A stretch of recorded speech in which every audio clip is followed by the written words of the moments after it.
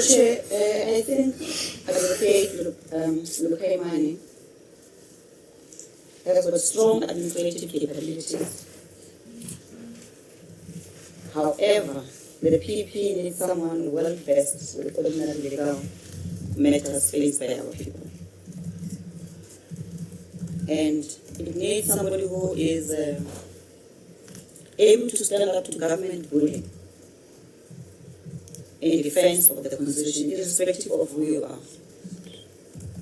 So she didn't quite convince us that she possesses these capabilities, and we were able to pick up from her that she's a person who would resist the state kept by those who seek to defend a particular individual or interest. So I think in those bases we should not consider her for the position of the people. Thank you. Thank you, Chair. I chair, and it's very important to speak on this. Until Advocate Gcaleka came and we interacted with her, I was worried whether we would have a candidate. I was worried. And she dealt with my worries. In the hour and a half she sat there, she completely dealt with those worries. Because I want to base my comments on the interview. Because on the interview, Advocate Gcaleka had a very charged interview and maintained her calmness without being stingy with the responses. Because that office is a charged office. You need that kind of a performance. I think she did that. Of the questions that were asked, I was able to only note one question that she admitted that she would want to go and study. That was the question from Honorable Horn about the case that he put to her. She would have responded to all questions, whether you like her response. She dealt. Because you might not like how she responded, but she responded to all questions. Because I think it's important that we avoid briefcase outcomes. That it doesn't matter what she said. I had my mind made up kind of issue. Advocate Gcaleka demonstrated that she has both the character and the capability for that office. Throughout the interview, she demonstrated that with beyond any doubt from where I'm sitting. I was amazed, and I must make this point. I was amazed that in 3.5 years being a deputy, about the level of readiness, that here you have a younger woman, and I even said she's the youngest. She's not one of the youngest, she's the youngest of those that came in front of us, and she performed beyond all of her peers who were here. So I was really amazed by the level of readiness to take over the mantle of being the public protector of South Africa. In relation to this issue of fitness to hold office, you would recall that this is one of the questions I would have posed to many candidates, and I would have referred those candidates to a case law of the General Bar of the Council and Nomgcobo Jiba. And one of the characters that are raised there, and I'll list a few of them, is the issue of integrity, is dignity, is capacity, is objectivity, and respect for legal order. Advocate Kholeka Nompilo Gcaleka meets all of those. Not only in the interview, but when she related her own kind of journey, whether she had to deal with the Richard Mdluli matter at even a younger age. She's demonstrated those kind of issues. And so from where I'm sitting, we have a public protector. She's not just appointable. After her interview in the Janji bus, she occupied the front seat. She kicked the door and occupied the front seat as a new public protector. I so move. Thank you.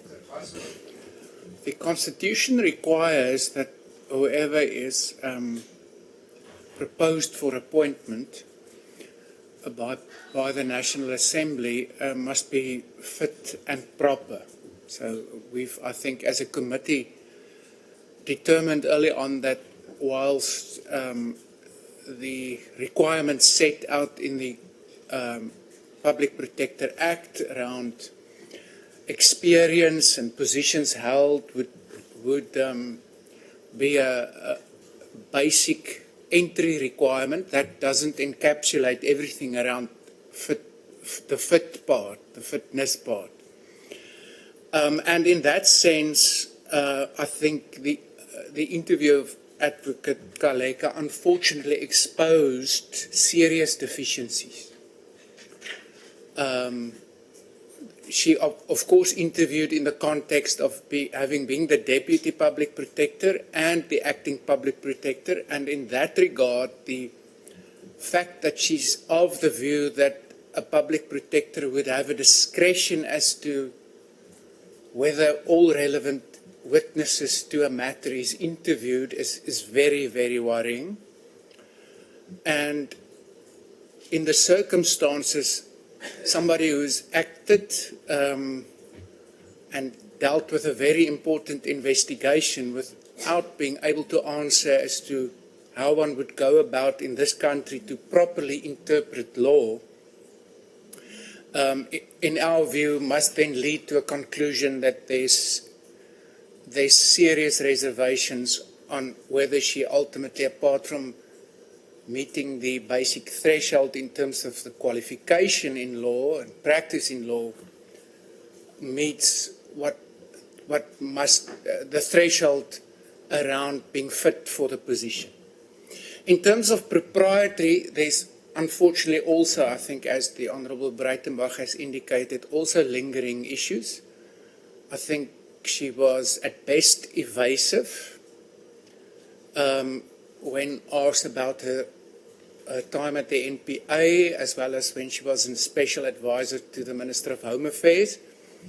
And therefore, I think it's also important at this stage to put on the record that even though we were not, of course, in a position to confront her with that, the fact that community members of the Ntambankulu municipality after the interviews have made contact with us to claim that, contrary to what Advocate Kholeka claimed during her interview, she has not visited that municipality personally to investigate their plight when crossing the river, completes a picture where, from our side, we have very serious doubts about her propriety. And therefore, we can't support her. Thank you. Thank you very much, Honourable Vessels. Honourable Vessels. Yes, Honourable Mode. Check in the report, record our objection to the name. Please. No, we're not doing that. We're just reporting that the report is adopted, and then you'll have the opportunity to add that in Parliament. And the minute itself will just reflect what you are talking about. No, but the intention is that if you leave it like that, it's like all of us, we agree to the name. That's what it says. No, the report is, well, I don't know. You've been dealing with this thing. It's not the first time adopting a report. Colleagues, how do we... report. Yes. So it needs to reflect those who did not support the name. How do you normally do it? Okay, the legal section, how do you normally do it? You possess the institutional memory.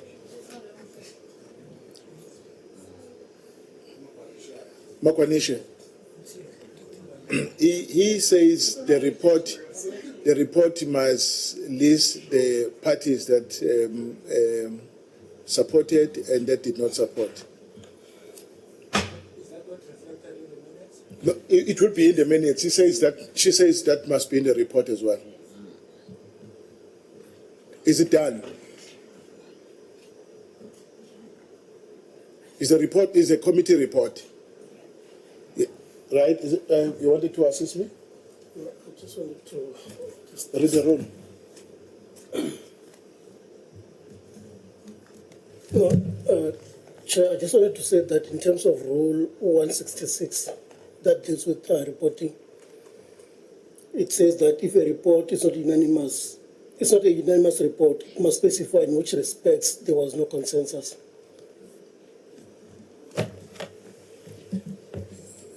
The report is unanimous.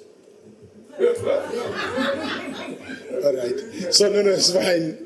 Maybe let's specify where that there was an objection, right? Any objection? No.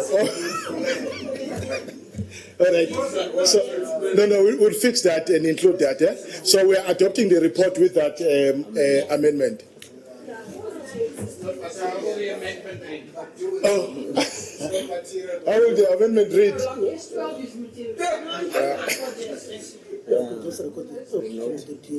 No, we'll simply record the objection of the DA and the EFF and Versailles. Right. All right. So with that, I present the minutes.